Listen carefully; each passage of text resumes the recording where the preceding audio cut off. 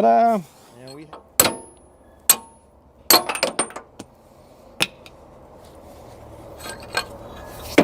Welcome to Timberland Farms. My name's Anthony, and behind me is my 1968 Case 580 CK backhoe. This is part 2 on the transmission rebuild. We're not really rebuilding this thing, we're trying to get this thing operational.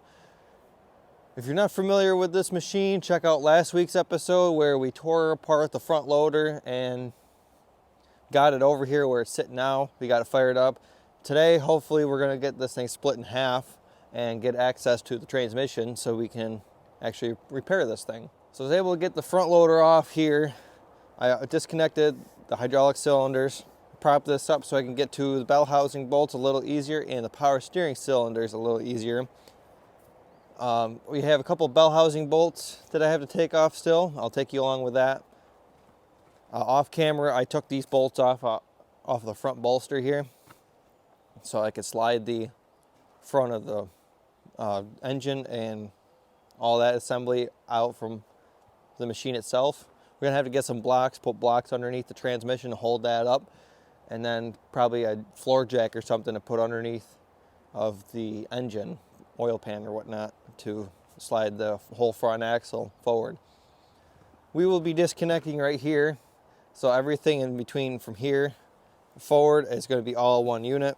That's the coolant system, like the radiator and all the coolant lines, the engine itself, the fuel injection lines are all staying, the air intake that's staying. We have our hydraulic coolers right here. They'll stay in the front there as well as our power steering lines. Everything's disconnected so they can roll forward and get out of our way so we can gain access to our bell housing. So this is our last bell housing bolt here, and I'll keep the bolt in here, just take the nut off, and I'll do the same thing on the other side, or it's just these two bolts holding this thing together from falling apart in half. And we've got a little bit of hang up on the end of the threads. We'll have some other loose ends we need to address before we can actually split it, but we're getting pretty close. Maybe by the end of this video we'll have the transmission shuttle clutch assembly pulled out as well.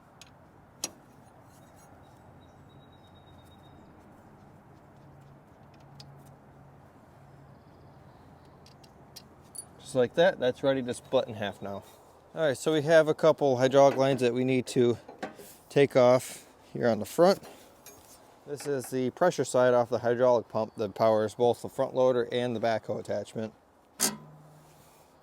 A little bit of oil in there. So this is that line that we just disconnected. So we're going to have to pull this out. I've already got these here. Well, in order to get this out, we'll have to slide that assembly forward to get that to pull through that hole. So we're going to have to disconnect some more stuff to get access to that. Now we can go ahead and disconnect the return side.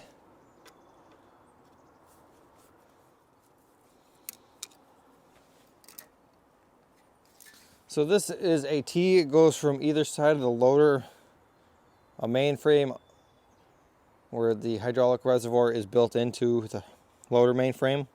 So it goes from one side to the other, and the T is off and goes into the suction side of the hydraulic pump.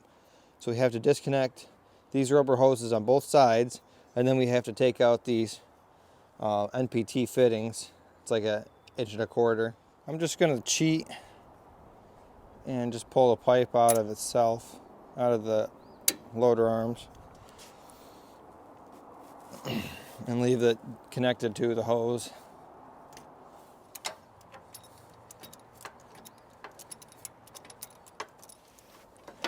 I think that's disconnected.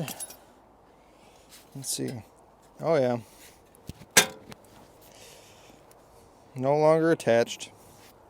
Perfect. So now we'll be able to pull that forward without having that hang up.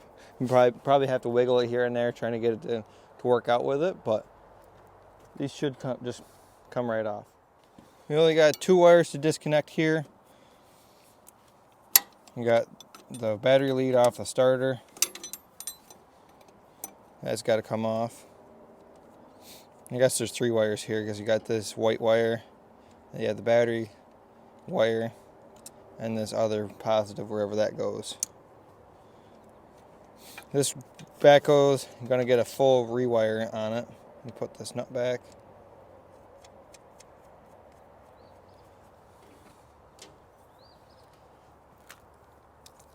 I'm just going to go ahead and cut this.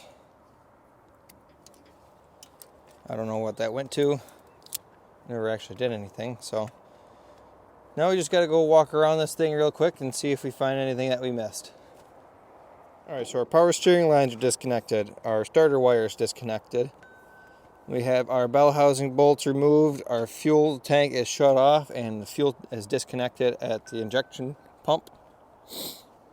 We have these 4 bolts disconnected. We got this return line disconnected on both sides. We got the pressure side disconnected.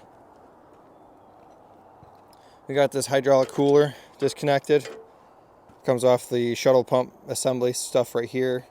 We have our power steering valve right there disconnected. The power steering lines are disconnected.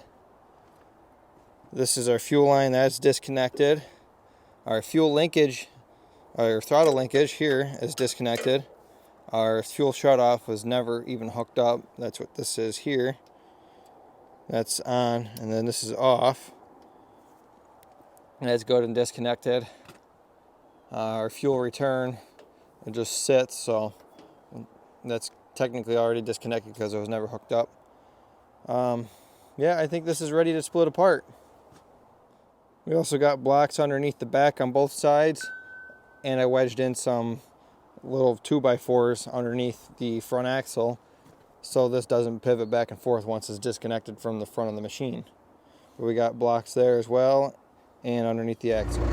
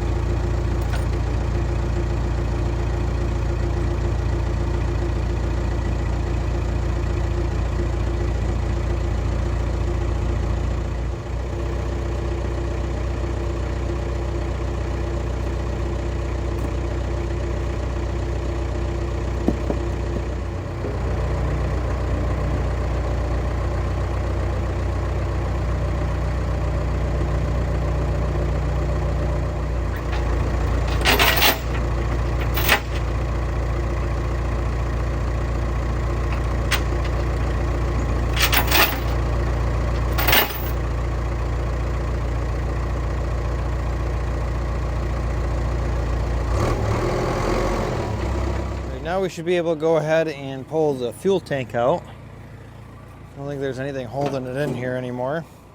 Pulled this bracket out, so we lifted the fuel tank up and slid the back half out, and then we were able to drop this. Get that out of the way.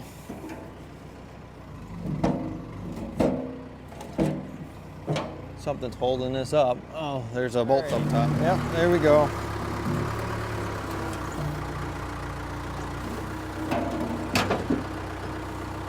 This thing's all over the place having fuel in it.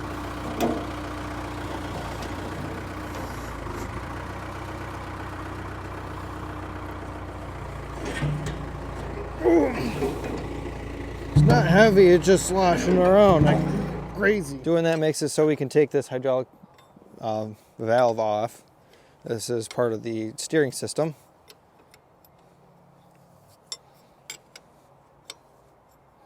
These 2 lines go up to the orbital valve underneath the steering wheel, and then these lines go down to the steering cylinders. They're teed off because they go one on each side, and they work together. One pushes and one pulls. And then you turn the other direction, you know, one pulls and one pushes.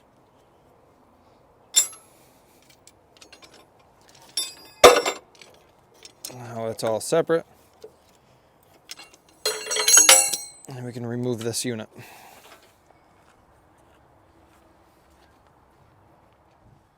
Now we got driver's side front and passenger front. Then we can remove these from the orbital valve up there.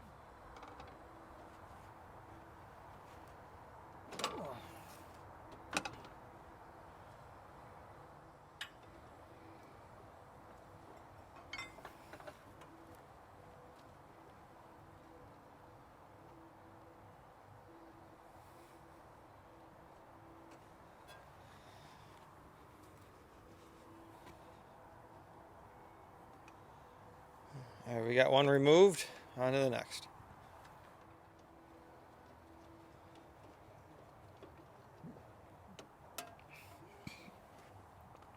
And just like that, we got it removed. And I'll drain this in the bucket right under you guys. Alright, so next we can remove the filter assembly. We'll take that off, get that up out of our way. And we might as well take off the return to tank, because both of these are the hydraulic tanks. So it splits off, goes either direction.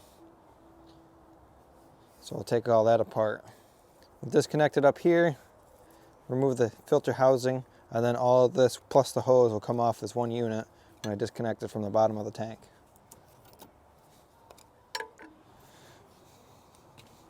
There we go. Then we can go ahead and disconnect this hydraulic line up here.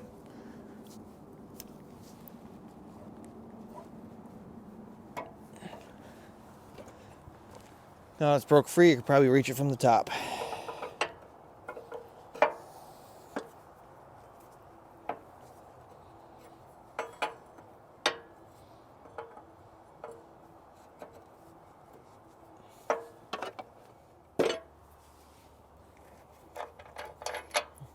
Just like that, that side's loose, and we're leaking a bunch of oil. Uh-oh. So I got the steering column disconnected, I got that removed. Then I was able to take these top covers off. This is the torque converter housing right here, so the torque converter sits right here. And then this is also part of the torque converter. This is the torque tube. That's the tube shaft where a shaft would go from the torque converter all the way back if you had a PTO, which I plan on putting on this thing. And then this is the shuttle clutches. So I think these are the culprits here. So there's six steels right here poking out, and then there's 7 clutches, 7 frictions in between these steels on both sides.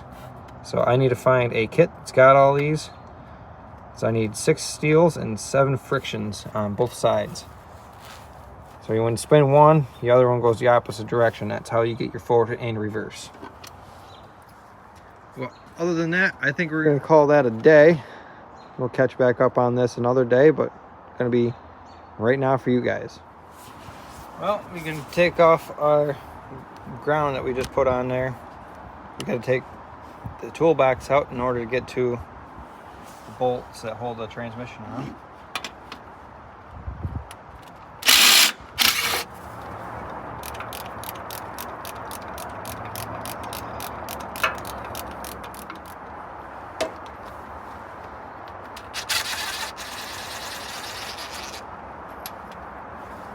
The second bolt.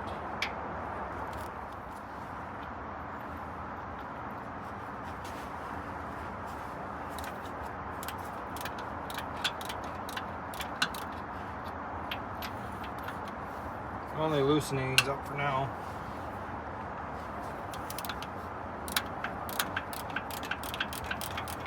These will be the last bolts we pull off before we pull this section of the transmission. Now we can remove this step plate. I took these 2 bolts off, these 2 bolts off. It helps if you have 2 people take these 2 out, because you have a nut on the bottom side you need to hold on both of these, and it's a long reach to reach that from up here. So got that done. Then there is a cotter pin that holds the disc lock in, and there's this special bolt that holds your parking brake in. That's what this is. I didn't know what this was until I started pulling on this, trying to get this plate off, and it got caught on one of the brake pedals linkages. So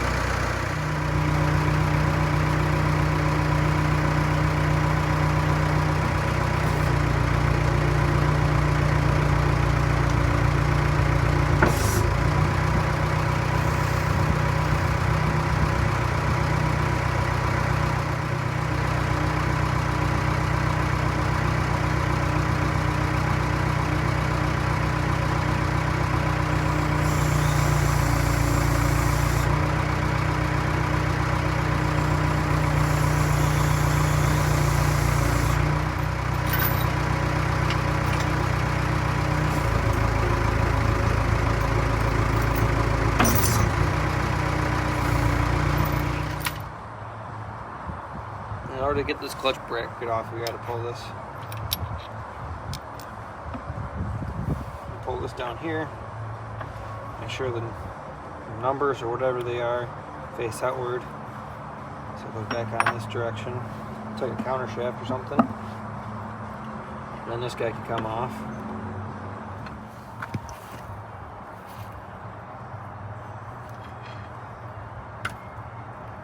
It's going. Carefully pry, carefully. Oh, the whole bearing and everything comes out of the housing. I don't know if that's supposed to happen. Guess that works. Shaft, all that, so it all comes out as a unit. Oh, good. That's our shuttle assembly. Towards the back is the forward, towards the front, my left hand right here. That side is the reverse, so I believe that's what the owner manual says, the way I'm reading it. And these are your hydraulic orifices to engage one or the other. So we'll take this up on a bench and figure it out.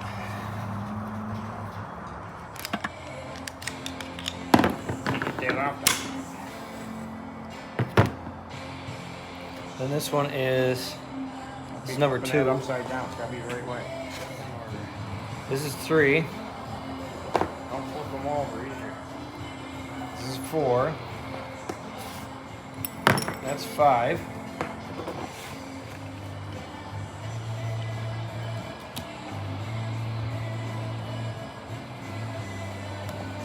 What you're looking at now? Well, wanted me to take 6 out, which is a bearing, but I don't think that needs to come out. 6 and 7 together can stay in one assembly. The bearing looks fine.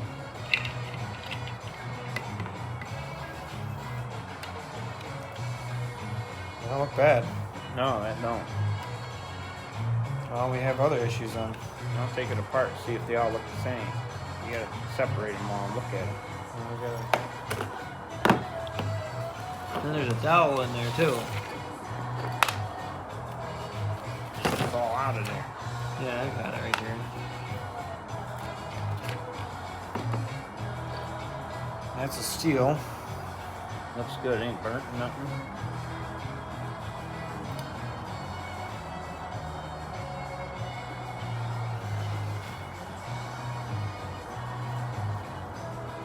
You remember which way it was? Yeah, like that. Don't look bad.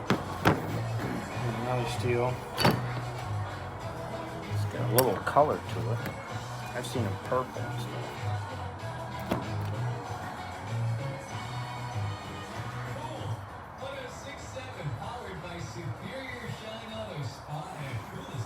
Seems like they're getting darker Yeah, it is getting dark. the further we go in.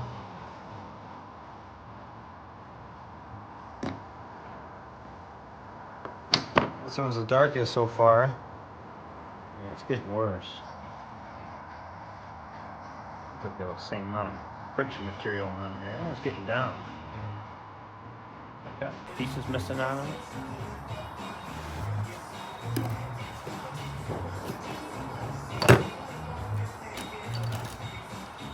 Steels look good. They do.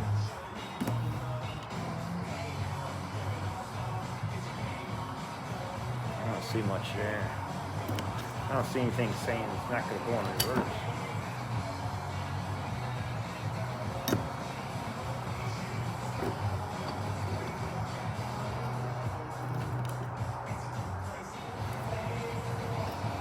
Got it.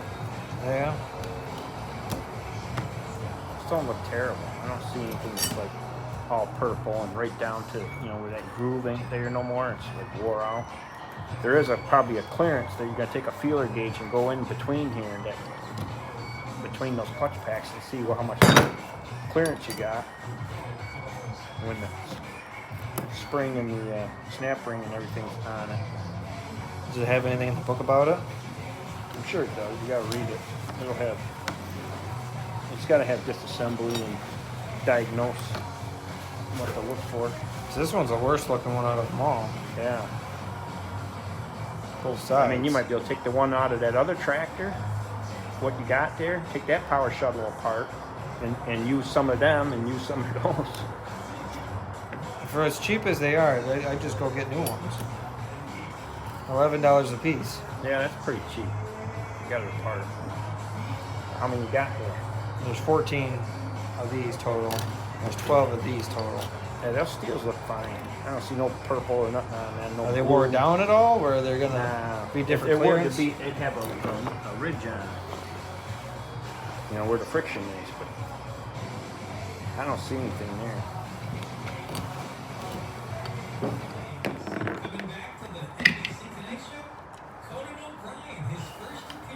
And we gotta play games to get shuttles out, clutches out. Yeah, well, there might be too much clearance between them all. They're worn a little bit. Each one's worn a little bit. There's going to be a spec between these that you put a feeler gauge in between how much room you got in there. You know, if it's got too much, it's not applying it enough. And what applies it? Is it like this thing here? Go back and forth? Yeah.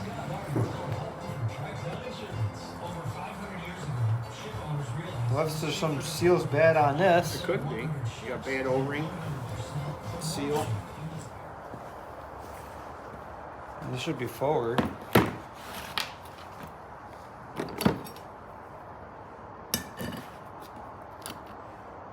They don't look that bad either.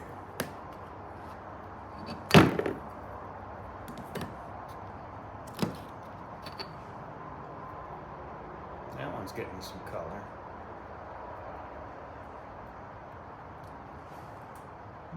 Looks like it's wore down to the groove, though. I've seen where clutches are worn right down to that groove.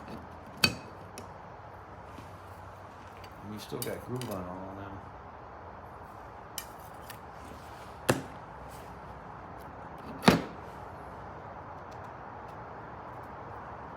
There'll be a spec in that book. We'll look it up. You think these are original? Oh, I bet they are.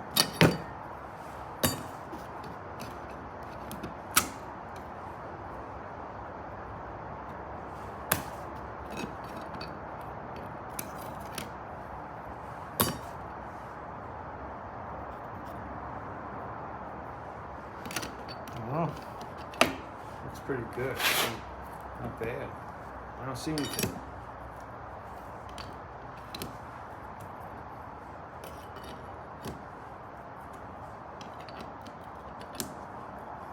What's the price of pump? I have not. So something as crucial as this shuttle assembly, going through in the order of everything came out. So this is all part number one, but we want to make sure that they're in the same orientation. So we got A, B, and C. Then we got number 2 that's behind that, number 3 is behind that, number 4 is behind that. And these are all oriented. So we flip these. That will go that way, this will go this way, this will go this way. If you see what I mean. All the way through. Get down to 12, it goes up to 13, and then we got this assembly that's 14, but it's got these snap rings and everything. Took that apart, put it back together the way we found it so we won't forget. But we can hop over to the book. This is how to disassemble the power shuttle. And then here's the schematic here. So there's number 1, we got A, B, and C. Number 2, 3, 4, 5, and then it shoots up to number 6. And then 7 is that housing. 8, 9, 10, all the way up. There's number 12, number 13. Number 14 is that whole assembly, which is exploded view right here. We got 50 is the frictions, and 49 is the steels. And then we have 46 is the snap ring that's hiding 47, which is another snap ring. And then we have 48, as well as 52 and 51. 51 is this little dowel pin hiding in here. Pull that out with a magnet. That's 51. Put that in there, and then you move it off to the side. It's a magnet. That's that whole housing. We went through all the clutches. So the reverse clutches are what we tore apart first. This is the forward. That's reverse. There's some of them in the center there that are getting awfully dark. But my dad was saying that doesn't look like they're bad enough to cause a loss of reverse. So I'm going to stick this stuff back together so we don't forget where things go. And then I'm going to tear apart the pump and see what's going wrong with the pump. So this is where that housing came off.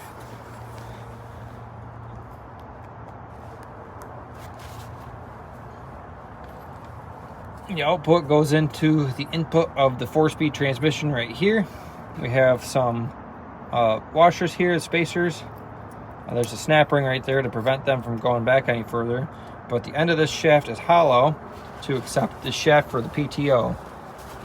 That goes all the way from the front splines into the torque converter all the way back to the independent PTO on the back of the tractor. Well, after not finding conclusive evidence of no reverse because of the clutches, we're going to take apart the pump, see if the pump is the problem. Might as well, since we got it all apart. It's not 5/8, it's 9/16. I mean, I did get the piston apart, and the piston O-ring is showing wear, so I'll show you guys that. But it sounds like we have a mixture of problems going on, not just one problem altogether. There we go. So we might have a combination of low pump pressure. So take apart the pump, see if we got any scoring or any evidence of failure on the pump before we put it all back together and find out that it needs a pump and it needs a clutches and it needs this and that. We'll dissect everything, make sure we got all our I's dotted and all of our T's crossed.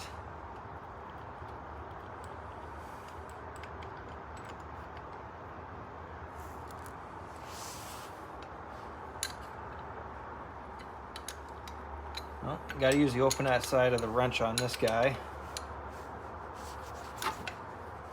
Don't fall over. And you want to round off so you can't get in there all the way.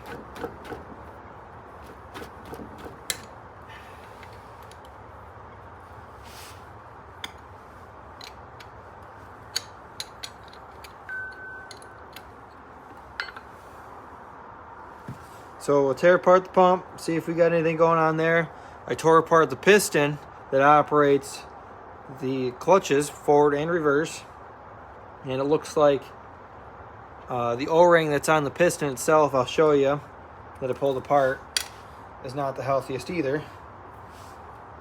There's got to be other bolts holding this thing together. We're going to flip this thing over and see what else we can figure out for that. Let's not drop those.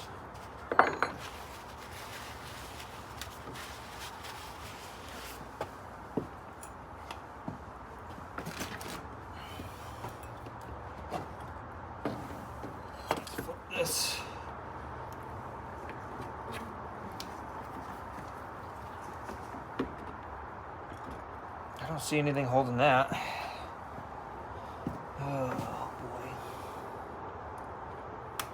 Don't see anything holding the pump up. Now we just got this all oily. Maybe it needs a couple taps. There's probably a gasket there that's been on there since the 60s.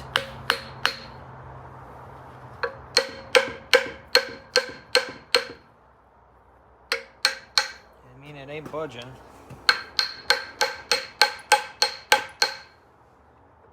Oh, it's going now. It's doing something. Got a little bit of wiggles.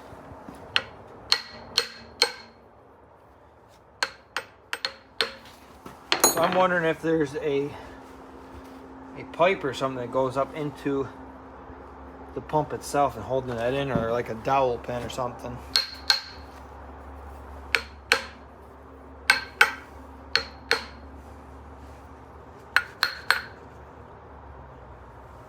It does look like there's a dowel here and a dowel there.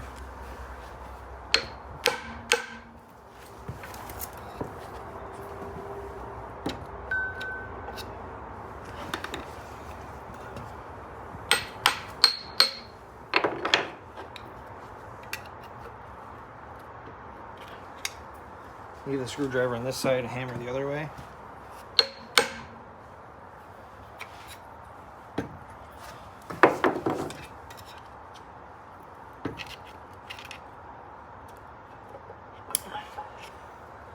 Got 2 O-rings that go in there.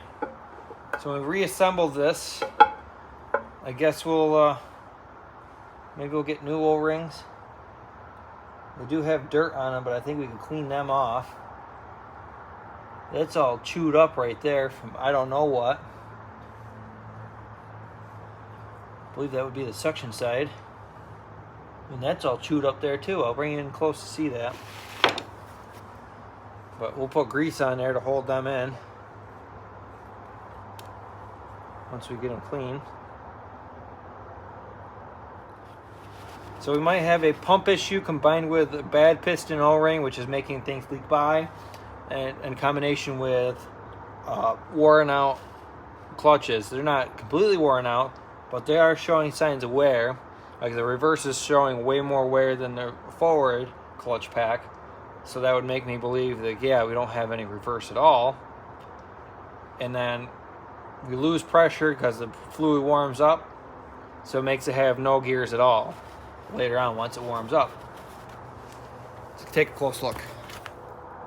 So this is what I'm talking about. They're like chewed up. I don't know if that is normal or not, but it doesn't look great. It doesn't look terrible. Probably just run it the way it is. Let's get this pump tore apart.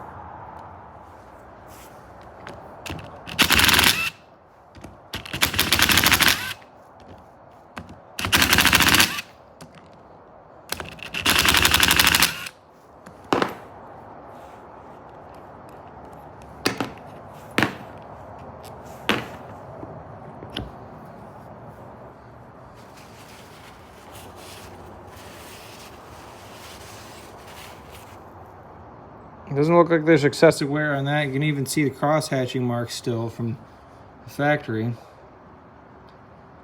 Does not look terrible. So that's not showing any obvious signs of wear. But I'm gonna have to go back through the video and see which way this went, because this could go one of 2 ways. So I'll have to go in the video because these things here, and I wasn't paying attention. This way goes where. There's that gear. Gear don't look terrible.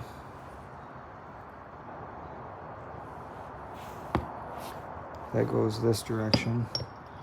Make sure we flip it back this way. Okay, internally I don't see anything worn out either. It goes this direction. I don't know. I guess have my dad look at it. I don't see anything obvious.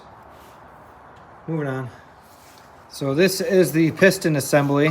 This is the piston drum. It's got a bunch of grainy bits and stuff in there. some brown grainy bits, some shiny metal grainy bits. So they're coming from somewhere. And then there's this O-ring here on this piston, and it's like really loose. So I don't know what's going on there. It does not want to retain its shape. It wants to stretch out. I guess we could take that O-ring off because it wants to fall right off. I don't know if you guys can see. It's going to be very difficult to tell. I'll wipe it off for you. I could barely see. This is after I wiped it off. There's like pitting and stuff in it. I don't know if you can see that or not. I'm just focusing on my hand, but not the pitting of the O-ring. You can kind of see. So I guess we're going to get a new O-ring. It's probably pretty cheap for what it is. But this does not feel right. It stretches out, but it doesn't go back. I now understand it's not a rubber band. You can't stretch your way out and then expect it to go tiny again. It's not a hair tie, nothing like that. But I expect some give and then go back to its original shape. But I don't know. So that does not want to stay where it's at. And it's leaking fluid pretty good. So I don't know. Well, that leaves a bunch of mysteries. Probably going to get new clutches for it, as cheap as they are. Get a new O-ring for it. Look up how expensive it is for a new hydraulic pump. May or may not get one. Might just go get a hydraulic pump off of the parts backhoe. I definitely don't want to reuse clutches and stuff that are in there that I know that are kind of questionable. I don't want to have to go through all this to find out that it doesn't work. It's already been apart 3 times, so let's not make it 4. If you know what I mean. This is the 3rd time it's apart.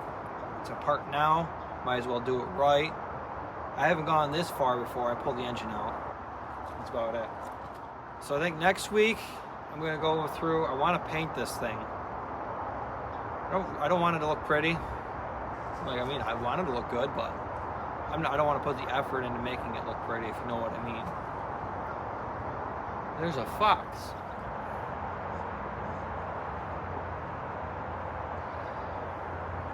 And I can't get him. Now that we got distracted by a fox, what was I saying? Oh, yeah. So I want this thing to be painted. I want it to look nice, but I don't want to put the effort into making it look nice. So we're going to make it look almost nice. It'll look good on the trailer doing 50 miles an hour, 50 feet away. So it's a 50-50 paint job.